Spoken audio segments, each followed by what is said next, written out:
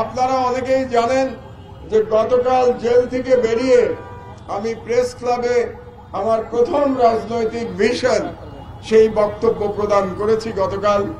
সেখানে আমি 7 দফা দাবি করেছি ডক্টর ইউনূসের সরকারের প্রতি।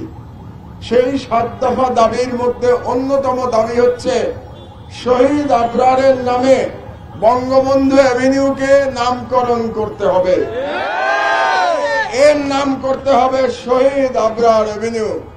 কারণ শহীদ আবরার আমাদের ভারতীয় হেজেমনির বিরুদ্ধে স্বাধীনতার প্রতীক, আর শেখ মুজিবুর রহমান স্বৈরাচারের প্রতীক।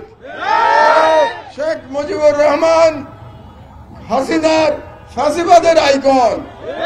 কাজেই একজন স্বৈরাচারের প্রতীক, যিনি স্বাধীন বাংলাদেশের প্রথম স্বৈরাচারী শাসক এবং যিনি শেখ হাসিনার ফাঁসিবাদের প্রতীক, তার নামে কোন রাস্তা থাকতে পারে না, তার নামে কোন স্থাপনা থাকতে পারে না।